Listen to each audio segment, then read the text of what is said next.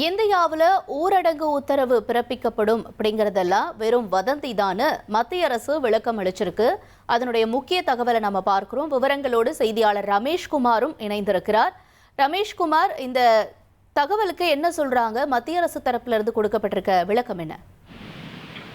இந்தியாவில் மீண்டும் லாக்டவுன் அமல்படுத்தப்படும் என்பது முற்றிலும் வதந்தி என்றும் மத்திய அரசிடம் அது போன்று எந்த விதமான திட்டமும் பரிசீலனையில் இல்லை என மத்திய அரசு திட்டவட்டமாக தெரிவித்திருக்கிறது. மத்திய பெட்ரோலியத்துறை அமைச்சர் ஹர்தீப் சிங் பூரி தான் இதனை திட்டவட்டமாக மறுத்திருக்கிறார். நேற்றைய தினம் இது போன்ற விஷயங்கள் வதந்தி என்று பெட்ரோலியத்துறை அமைச்சகம் மறுத்திருந்த நிலையில் தற்போது மத்திய பெட்ரோலியத்துறை அமைச்சரும் இதனை திட்டவட்டமாக மறுத்திருக்கிறார்.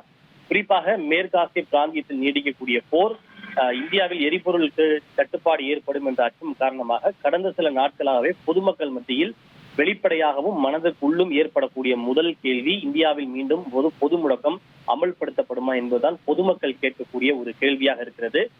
சமூக வலைதளங்களிலும் கூட இது குறித்து பரவலாக கடந்த சில நாட்களாகவே ஒரு தகவல் பரவி வருகிறது.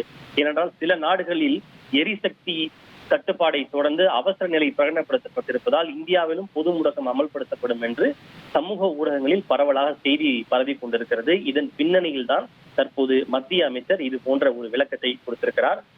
இது குறித்த மேலும் பேசுகின்ற போது உலகளாவிய சூழல் என்பது இன்னும் நிலையற்றதாகவே இருக்கிறது. எரிசக்தி விநியோக சங்கிலிகள் மற்றும் அத்தியாவசிய பொருட்கள் தொடர்பான முன்னேற்றங்களை அரசு உன்னிப்பாக கண்காணித்து வருகிறது. பிரதமர் மோடி தலைமையில் மக்களுக்கு எரிபொருள், அத்தியாவசிய பொருட்கள் தடையின்றி கிடைப்பதை உறுதி செய்ய அனைத்து நடவடிக்கைகளையும் அரசு எடுத்து வருகிறது. உருவாகும் சவால்களை சமாளிக்க அரசு முழுமையாக தயாராக இருக்கிறது. நிச்சயமற்ற தன்மையில் எதிர்கொள்வதில் இந்தியா தொடர்ந்து மீட்பு திறனை வெளிப்படுத்தி இருக்கிறது. சரியான நேரத்தில் முன் முயற்சியுடன் ஒருங்கிணைந்த முறையில் தொடர்ந்து செயல்படுவோம். இந்தியாவில் பொது முடக்கம் என்பது தொடர்பான செய்திகள் முற்றிலும் பொய். இதை திட்டவட்டமாக நான் மறுக்க விரும்புகிறேன். இந்திய அரசால் அப்படி எந்த விதமான பரிசீலனையும் மேற்கொள்ளப்படவில்லை. இந்த காலங்களில் பொதுமக்கள் அமைதியாகவும் பொறுப்புடனும் ஒற்றுமையுடன் இருப்பது அவசியம்.